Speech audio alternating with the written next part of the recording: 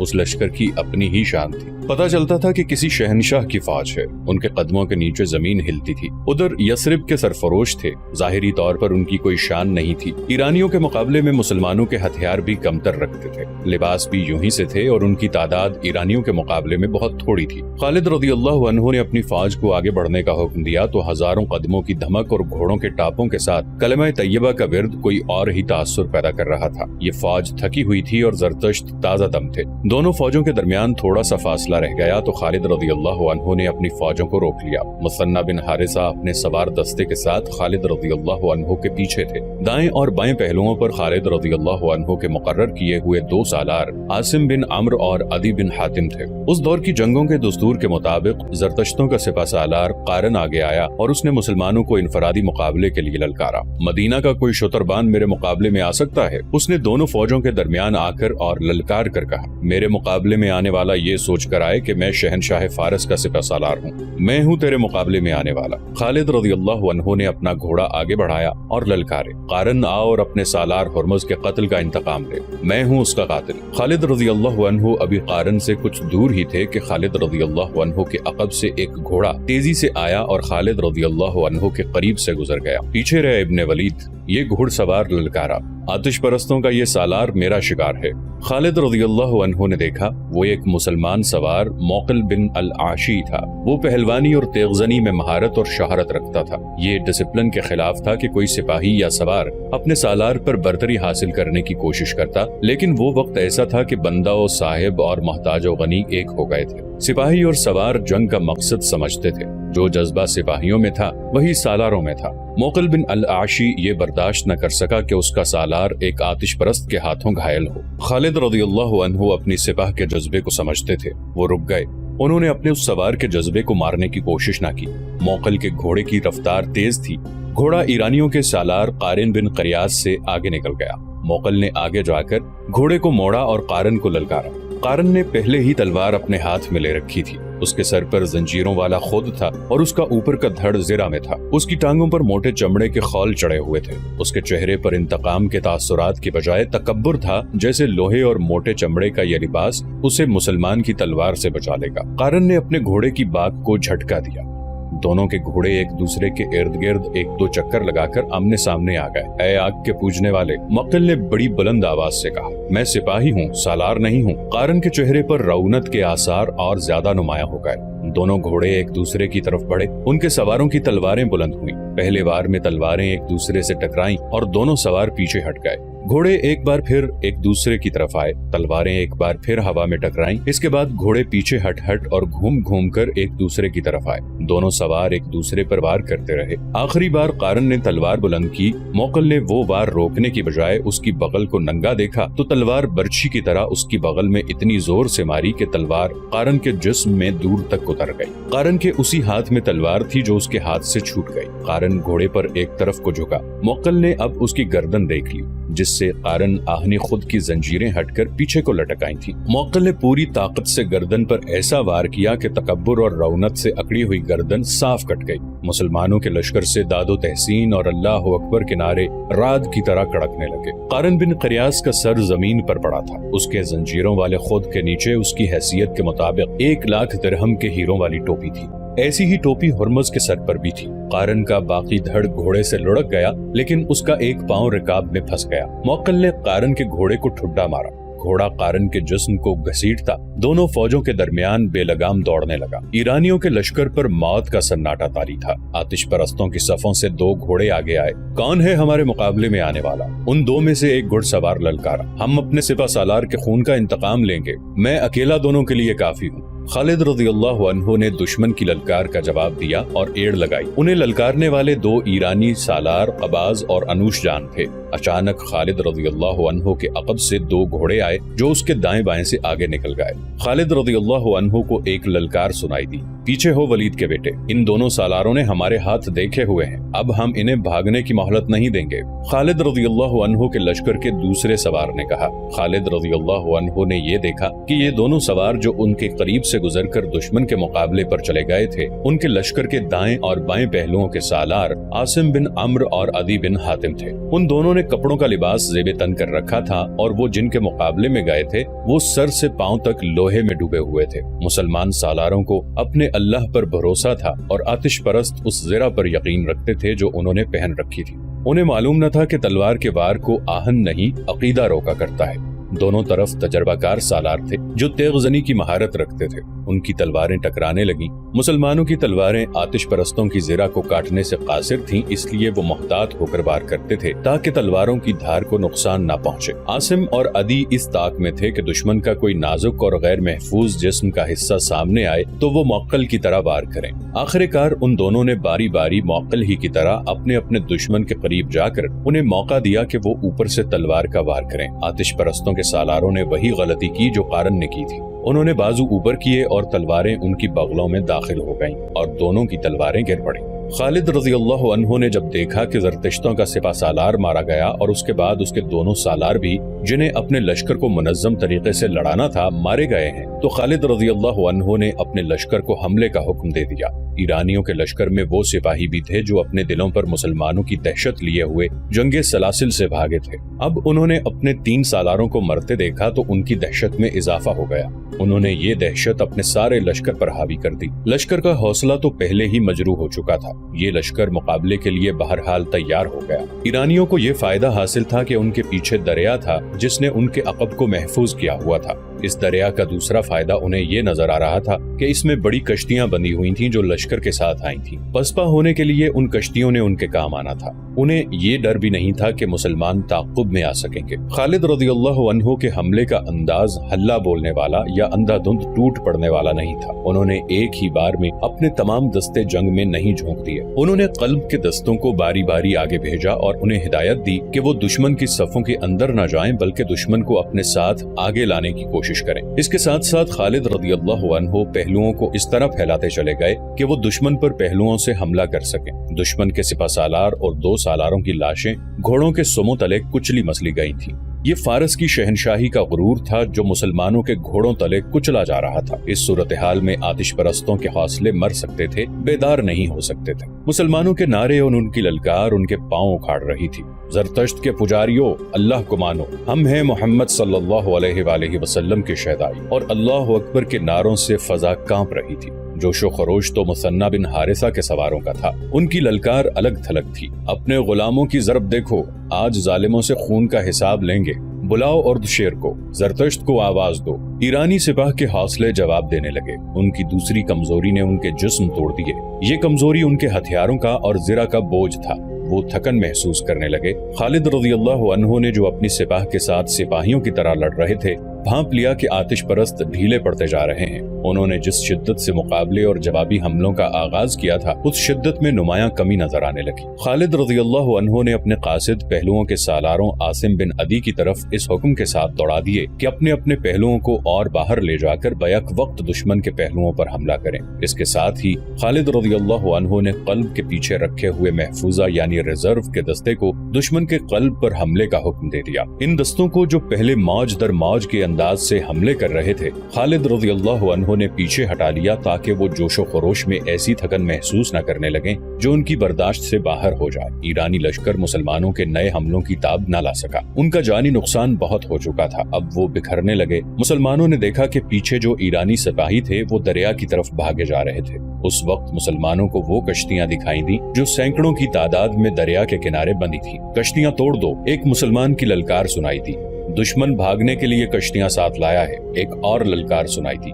जब ये ललकार खालिद रज़ियल्लाहु अन्हु तक पहुंची तो उन्होंने दाएं बाएं कासिद इस हुक्म के साथ दौड़ा दिए कि दुश्मन के अक़ब में जाने की कोशिश करो और उनकी कश्तियां तोड़ दो या उन पर कब्जा कर लो। कब्जा कर लेने की सूरत में ये कश्तियां खालिद रज़ियल्लाहु अन्हु के लश्कर के काम आ सकती थीं। उन्हें भी दरिया पार करना था। जब ये हुक्म सालारों तक और सालारों से सिपाहियों तक पहुंचा तो यही एक ललकार बुलंद होने लगी, कश्तियों तक पहुंचो, कश्तियां बेकार कर दो, कश्तियां पकड़ लो। इस ललकार ने आतिश परस्तों का रहा सहा दमखम भी तोड़ दिया। जिंदा भाग निकलने का जरिया यही कश्तियां थीं जो मुसलमानों ने देख ली थीं। ईरानियों ने लड़ाई से मुंह मोड़कर कश्तियों का रुख किया। वो एक दूसरे से पहले कश्तियों में सवार होने की कोशिश के लिए धक्कम पेल करने लगे। उनकी हालत डरी हुई भेड़ों की मानिंद हो गई जो एक दूसरे की आड़ में छुपने की कोशिश किया करती हैं। ईरानी सिपाहियों ने कश्तियों पर सवार होने के लिए घोड़े छोड़ दिए। हालांकि कश्तियां इतनी बड़ी थीं कि उन पर घोड़े भी लिए जा सकते थे। ये था वो मौका जब मुजाहिदीन इस्लाम के हाथों आतिश परस्तों का कत्लेआम शुरू हो गया। वो कश्तियों में सवार होने की कोशिश में कट रहे थे। उनमें जो कश्तियों में सवार हो गए और रस्से खोलकर कश्तियां किनारे से हटा ले गए, उनमें ज्यादातर मुसलमानों के तीरों का निशाना बन गए। फिर भी कुछ खुशनसीब थे जो बचकर निकल गए। तकरीबन तमाम मौरखों ने लिखा है कि इस मारके में 30,000 ईरानी फौजी मारे गए। जख्मियों की तादाद किसी ने नहीं लिखी। तसव्वुर किया जा सकता है कि जहां इतनी अमवात हुई वहां जख्मियों की तादाद इन्हीं के लगभग होगी। इसका मतलब ये था कि शहनशाह फारस की इस जंगी कुव्वत का बुत टूट गया था जिसे नाकाबिले तस्खीर समझा जाता था। अल्लाह की तलवार ने किसरा की ताकत और गुरूर पर कारी ज़रब लगाई थी जिसने मदाइन में कसरा के ऐवानों को हिला डाला था। दरियाए मौक्कल के किनारे खून में डूब गए थे। मैदान जंग का मंजर बड़ा ही भयानक था। दूर दूर तक लाशें और तड़पते जख्मी बिखरे नजर आते थे। जख्मी घोड़े दौड़ते फिरते और जख्मियों को रौंदते फिर रहे थे। मुजाहिदीन इस्लाम अपने जख्मी साथियों को और शहीदों की लाशों को उठा रहे थे। मैदान खून से लाल हो गया था। खालिद रज़ियल्लाहु अन्हु एक बुलंद जगह पर खड़े मैदान जंग को देख रहे थे। एक तरफ से एक घुड़सवार घोड़े को सरपट दौड़ाता आया। उसने खालिद रज़ियल्लाहु अन्हु के करीब आकर घोड़ा रोका। वो मुसन्ना बिन हारिसा थे। घोड़ा खालिद रज़ियल्लाहु अन्हु के पहलू के साथ करके मुसन्ना घोड़े पर ही खालिद रज़ियल्लाहु अन्हु से बगलगीर हो गए। इब्ने वलीद, मुसन्ना ने जज्बात से लरसती हुई आवाज में कहा, मैंने आज मजलूम मुसलमानों के खून का इंतकाम ले लिया है, अभी नहीं इब्ने हारिसा। खालिद रज़ियल्लाहु अन्हु ने बड़े संजीदा लहजे में कहा, अभी तो इब्तदा है, हमारे लिए असल खतरा अब शुरू हुआ है। क्या तुमने इन कश्तियों की तादाद नहीं देखी? क्या तुमने नहीं देखा कि ये कश्तियां कितनी बड़ी और कितनी मजबूत थीं? और तुमने ये भी देखा होगा कि फारसियों के पास साजो सामान किस कदर ज्यादा है। उनके वसाइल बड़े वसी हैं। हम अपने वतन से बहुत दूर आ गए हैं। हमें अब उन्हीं से हथियार और रसद छीनकर अपनी जरूरत पूरी करनी है। ये काम आसान नहीं है इब्ने हारिसा, और मेरे लिए ये भी आसान नहीं है कि मैं इन दुश्वारियों और महरूमियों से घबराकर यहीं से वापस चला जाऊं। हम वापस नहीं जाएंगे इब्ने वलीद, मुसन्ना ने पुरअज़्म लहजे में कहा। हमें किसरा के ऐवानों की ईंट से ईंट बजानी है। हमें इन आतिश परस्तों पर यह साबित करना है कि झूठे खुदा किसी की दस्तगीरी नहीं कर सकते। खालिद रज़ियल्लाहु अन्हु ने अपने सालारों को बुला लिया। इससे पहले वो माल गनीमत इकट्ठा करने का हुक्म दे चुके थे। हमारी मुश्किलात अब शुरू हुई हैं। खालिद रज़ियल्लाहु अन्हु ने अपने सालारों से कहा, हम इस वक्त दुश्मन की सरजमीन पर खड़े हैं। यहाँ के दरख्त और यहाँ के पत्थर और इसकी मट्टी का जर्रा जर्रा हमारा दुश्मन है। यहाँ के लोग हमारे लिए अजनबी हैं। इन लोगों पर फारस की शहनशाही की दहशत तारी है। ये लोग उर्दशेर को फिरौन समझते हैं। ये बड़ी मुश्किल से मानेंगे कि कोई ऐसी ताकत भी है जिसने फारस की शहनशाही का बुत तोड़ डाला है। मेरे रफीकों, यहाँ के लोगों को अपने साथ मिलाए बगैर हम यहाँ एक कदम भी नहीं चल सकते। हम किसी से ताउन की भीख नहीं मांगेंगे। हम मोहब्बत से उनके दिल मोह लेने की कोशिश करेंगे, और जिस पर हमें जरा सा भी शक होगा कि वो हमें ज़ाहिरी तौर पर या दरपर्दा नुकसान पहुँचाने की कोशिश कर रहा है, हम उसे जिंदा रहने के हक से महरूम कर देंगे। हम उन लोगों को गुलाम बनाने नहीं आए, हम उन्हें गुलामी से और बातिल के अकीदों से निजात दिलाने आए हैं। जो इलाके हमने ले लिए हैं उनके इंतजामी उमूर की तरफ फौरी तवज्जो देनी है। यहाँ मुसलमान भी आबाद हैं, वो यकीनन हमारा साथ देंगे। लेकिन मेरे दोस्तों, किसी पर सिर्फ इसलिए एतबार न कर लेना कि वो मुसलमान है। गुलामी इतनी बुरी चीज है कि इंसानों की फितरत बदल डालती है। यहाँ के मुसलमानों को एतमाद में लेकर उनसे मालूम करना है कि शहनशाह फारस के हामी कौन कौन हैं। उनकी छानबीन करके उनके दर्जे मुकर्रर करने हैं। जिन पर जरा सा भी शक हो उसे गिरफ्तार कर लो, और जो गैर मुस्लिम सच्चे दिल से हमारे साथ ताउन करना चाहते हैं उसे इस्लाम की दावत दो। मैं मुख्तलिफ शोबे कायम कर रहा हूँ। खालिद रज़ियल्लाहु अन्हु ने मफ्तूहा इलाकों के बाशिंदों पर सबसे ज्यादा तवज्जो दी। उन्होंने ऐलान किया कि जो गैर मुस्लिम बाशिंदे मुसलमानों की इताअत कबूल कर लेंगे उनसे जिजिया वसूल किया जाएगा, और मुसलमान उन्हें अपनी पनाह में समझेंगे। उनकी जरूरियात और उनकी जानो माल का तहफ़्फ़ुज़ मुसलमानों की जिम्मेदारी होगी। इस ऐलान के साथ ही बेशतर बाशिंदे मुसलमानों की पनाह में आ गए। खालिद रज़ियल्लाहु अन्हु ने उस इलाके से जिजिया और महसूलात वगैरह जमा करने के लिए एक शोबा कायम कर दिया, जिसका निगरान सुवैद बिन मकरन को मुकर्रर किया गया। दूसरा शोबा जिसकी सबसे ज्यादा जरूरत थी वो जासूसी का शोबा था। अब बाकायदा और माहिराना जासूसी की जरूरत थी। खालिद रज़ियल्लाहु अन्हु ने उसी वक्त अपने जासूस, जो उसी इलाके के रहने वाले मुसलमान थे, दरियाए फुरात के पार भेज दिए। जब माले गनीमत जमा हो गया तो देखा कि ये जंगे सलासिल की निस्बत खासा ज्यादा था। खालिद रज़ियल्लाहु अन्हु ने इसके 5 हिस्से किए, 4 अपनी सिपाह में तकसीम करके 5वां हिस्सा मदीना भेज दिया। मुअर्रिख लिखते हैं कि इससे पहले खालिद रज़ियल्लाहु अन्हु को इतना संजीदा और इतना मुतफक्किर कभी नहीं देखा गया था जितना वो अब थे।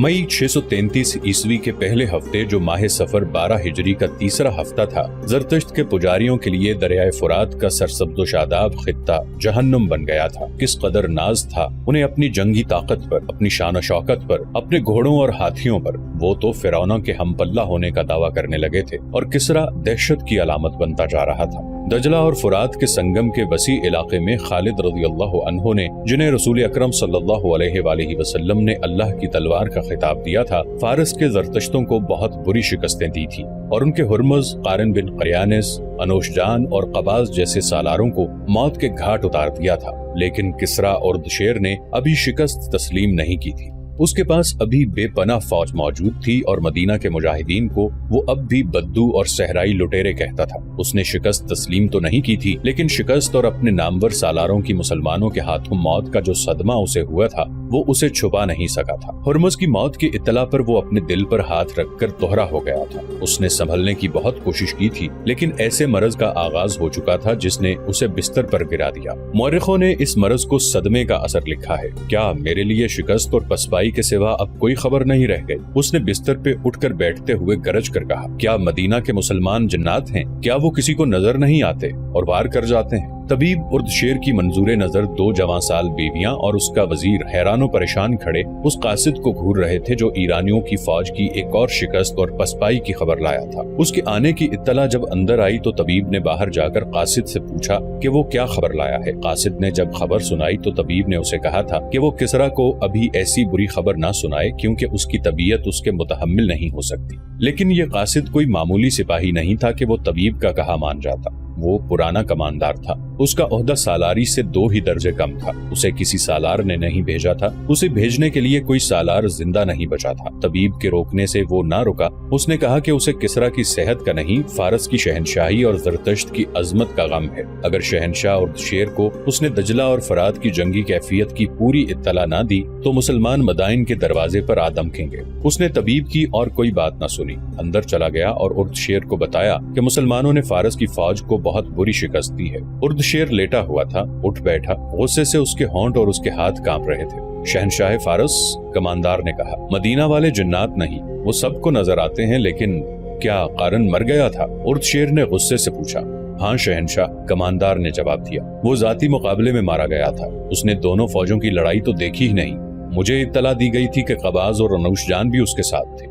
वो भी क़ारिन के अंजाम को पहुंच गए थे। कमांडार ने कहा, वो क़ारिन के कत्ल का इंतकाम लेना चाहते थे। दोनों ने इकट्ठे आगे बढ़कर मदीना के सालारों को ललकारा और दोनों मारे गए। शहनशाह फारस, क्या फारस की इस अजीम शहनशाही को इस अंजाम तक पहुंचना है?